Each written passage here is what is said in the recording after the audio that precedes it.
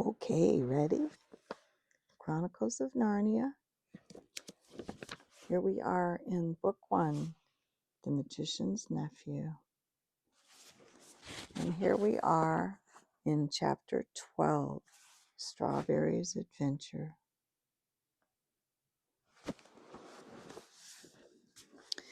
Diggory kept his mouth very tight shut. He had been growing more and more uncomfortable. He hoped that, whatever happened, he wouldn't blub or do anything ridiculous. "Son of Adam," said Aslan, "are you ready to undo the wrong that you have done to my sweet country of Narnia on the very day of its birth?"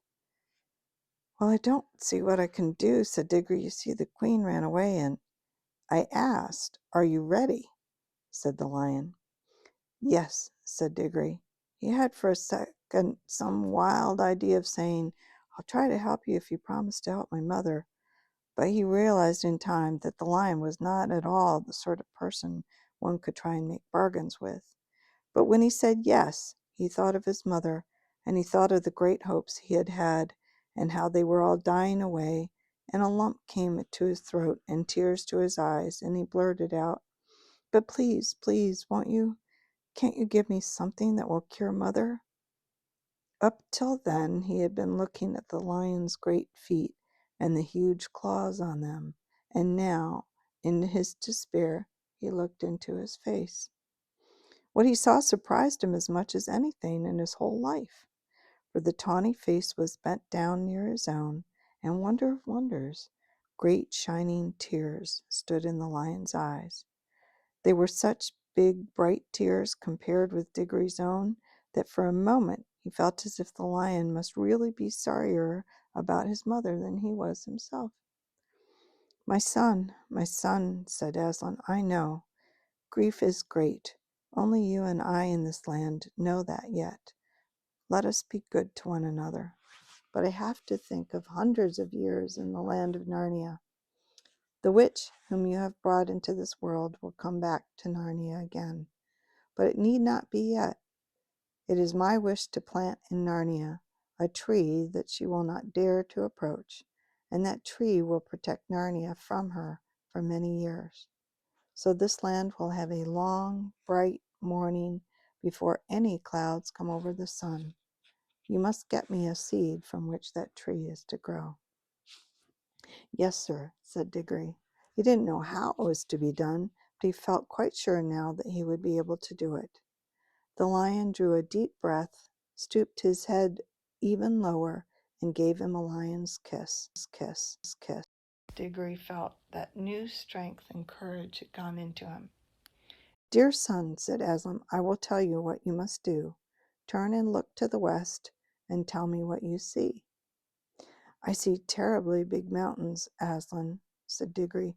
"I see this river coming down cliffs and a waterfall, and beyond the cliffs there are high green hills with forest, and beyond those there are higher ranges that look almost black, and then, far away, there are big snowy mountains all heaped up together like pictures of the Alps, and behind that there's nothing but sky." "You see well," said the lion. "Now, the land of Narnia ends where the waterfall comes down, and once you've reached the tops of the cliffs, you will be out of Narnia and into the western wild. You must journey through those mountains till you find a green valley with a blue lake in it, walled around by mountains of ice. At the end of the lake there is a steep green hill. On the top of that hill there is a garden. In the center of that garden is a tree. Pluck an apple from that tree and bring it back to me." "Yes, sir," said Diggory again.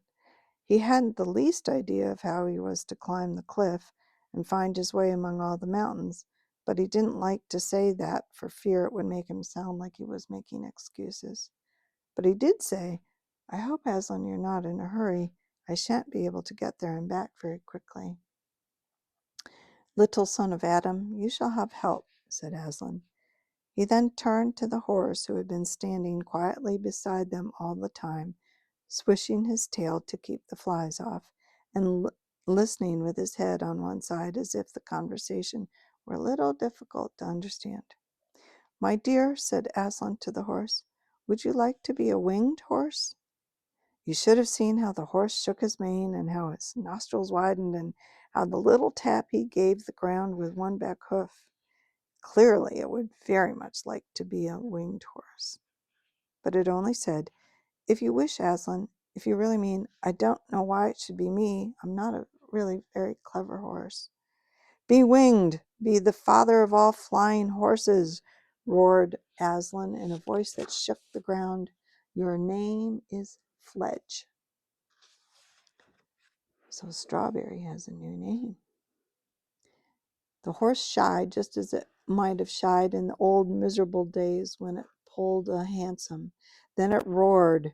It strained its neck back as if there were a fly biting its shoulders and it wanted to scratch them.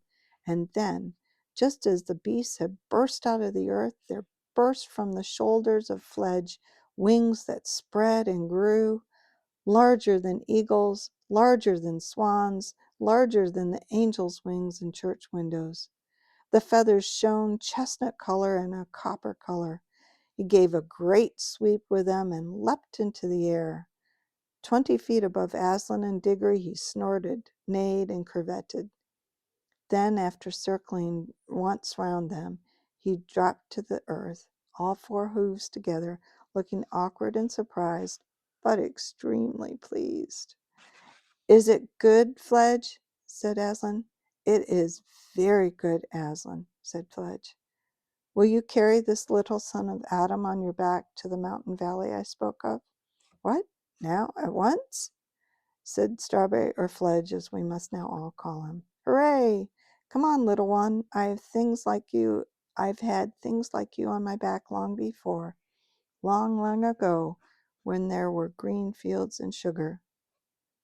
What are the two daughters of Eve whispering about? Said Aslan, turning very suddenly on Polly and the cabbie's wife, who had in fact been making friends. If you please, sir, said Queen Helen, for that is what Nellie's cab wife's name now was. I think the little girl would like to go too, if it weren't no trouble. What does Fledge say about that? Asked the lion. Oh, I don't mind too, not when they're little ones, said Fledge, but I hope the elephant doesn't want to come as well. The elephant had no such wish, and the new king of Narnia helped both the children up. That is, he gave Diggory a rough heave and set Polly as gently and daintily on the horse's back as if she were made of china and might break. There they are, Strawberry, Fledge, I should say. This is a rum go. Do not fly too high, said Aslan. Do not try to go over the tops of the great ice mountains. Look out for the valleys, the green places, and fly through them. There will always be a way through. And now, be gone with my blessings. Oh, Fledge, said Diggory, leaning forward to pat the horse's glossy neck. This is fun. Hold on to me tight, Polly. Next moment the country dropped away beneath them and whirled round as Fledge, like a huge pigeon, circled once or twice before setting off on his long westward flight. Looking down, Polly could hardly see the king and queen, and even Aslan himself was only a bright yellow spot on green grass. Soon the wind was in their faces, and Fledge's wings settled down to a steady beat. All Narnia, many colored with lawns and rocks and heathers and different sorts of trees, lay spread out beneath them, the river winding through it like a ribbon of quicksilver. They could already see over the tops of the low hills which lay northward on their right. Beyond those hills, a great moorland sloped gently up and up to the horizon. On their left, the mountains were much higher, but every now and then there was a gap, and they could see, between steep pine woods, a glimpse of the southern lands that lay beyond them, looking blue and far away. That'll be where Archenland is, said Polly.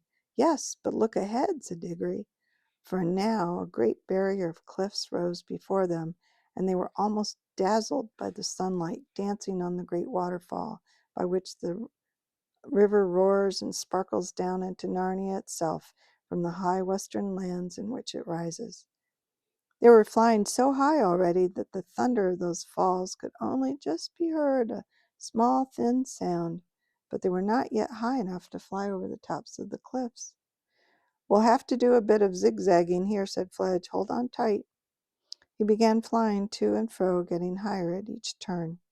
The air grew colder, and they heard the call of eagles far below them. "I say, look back, look behind," said Polly. There they could see the whole valley of Narnia stretched out to where just before the eastern horizon there was a gleam of the sea.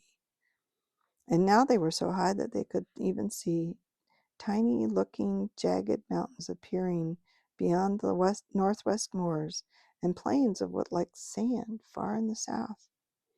"I wish we had someone to tell us what all those places are," said Diggory. "I don't suppose they're anywhere yet," said Polly. "I mean, there's no one there and nothing's happening. The world only began today." "No, but people will get there," said Diggory, "and then they'll have histories, you know." "Well, it's a jolly good thing they haven't now," said Polly, "because nobody can be made to learn it. Battles and dates and all that rot." Now they were over the tops of cliffs, and in a few minutes the valleys of the land of Narnia had sunk out of sight behind them. They were flying over a wild country of steep hills and dark forests, still following the course of the river. The really big mountains loomed ahead, but the sun was now in the travelers' eyes, and they couldn't see things very clearly in that direction, for the sun sank lower and lower till the western sky was all like one great furnace of melted gold, and it set at last beyond a jagged peak which stood out against the brightness as sharp and as flat as if it were cut out of cardboard. "It's none too warm up here," said Polly. "And my wings are beginning to ache," said Fledge. "There's no sign of the valley with a lake in it, like what Aslan said. What about coming down and looking out for a decent spot to spend the night in? We shan't reach that place tonight." "Yes, and surely it's about time for supper," said Diggory. So Fledge came lower and lower. As they came down nearer to the earth and among the hills, the air grew warmer, and after traveling so many hours with nothing to listen to but the beat of Fledge's wings, it was nice to hear the homely and earthy noises again, the chatter of the river on its stony bed, and the creaking of the trees in the light wind. A warm, good smell of sun-baked earth and grass and flowers came up to them. At last, At last, Fledge alighted. Diggory rolled off and helped Polly to dismount. Both were glad to stretch their stiff legs. The valley in which they had come down in was the heart of the mountains. Snowy heights, some of them looking rose-red in the reflections of the sun, towered above them. "I am hungry," said Diggory. "Well, tuck in," said Fledge, taking a big mouthful of grass. Then he raised his head, still chewing, and with bits of grass sticking out on each side of his mouth like whiskers, he said, "Come on, you two, don't be shy. There's plenty for all." "But we can't eat grass," said Diggory. Said Fledge, speaking with his mouth full. "Well, I don't know quite what you'll do then. It's very good grass, too." Polly and Diggory stared at one another in dismay. "Well, I do think someone might have arranged about our meals," said Diggory. "I'm sure Aslan would have if you'd asked him," said Fledge. "Wouldn't he know without being asked?" said Polly. "I've no doubt he would," said the horse, still with his mouth full, "but I've sort of an idea he likes to be asked." "But what on earth are we going to do?" asked Diggory. "I'm sure I don't know," said Fledge. "Unless you try the grass. You might like it better than you think." "Oh, don't be silly," said Polly, stamping her foot. "Of course humans can't eat grass any more than you could eat a mutton chop." "Well, for goodness sake, don't talk about chops and things," said Diggory. "It only makes it worse." Diggory and Polly had better take Diggory said that Polly had better take herself home by ring and get something to eat there. He couldn't help himself because he promised to go straight on his message for Aslan, and if he once showed up again at home, anything might happen to prevent his getting back. But Polly said she wouldn't leave him, and Diggory said it was jolly decent of her. "I say," said Polly, "I've still got some remains of that bag of toffees in my jacket.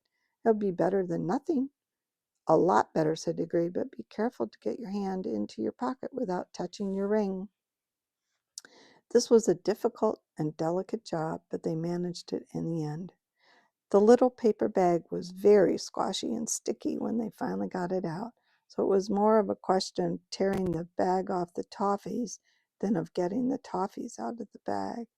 Some grown-ups, you know how fussy they can be about that sort of thing, would have rather gone without supper altogether than eaten those toffees. There were 9 of them all told.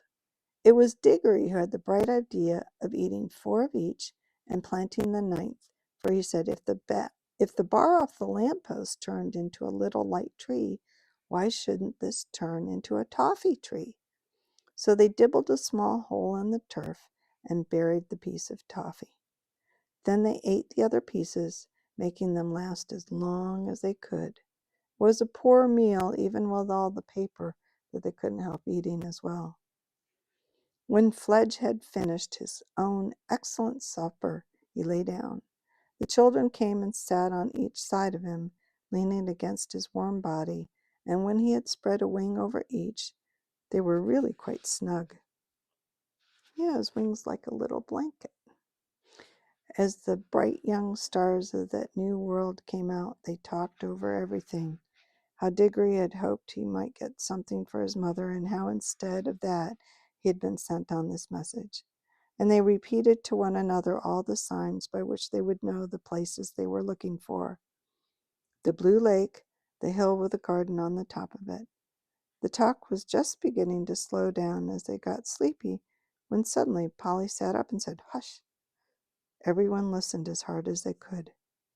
"Perhaps it was only the wind in the trees," said Diggory presently. "I'm not so sure," said Fledge. "Anyway, wait, there it goes again. By Aslan, it is something." The horse scrambled to its feet with a great noise and a great upheaval, and the children were already on theirs. Fledge trotted to and fro, sniffing and whinnying. The children tiptoed this way and that, looking behind every bush and tree.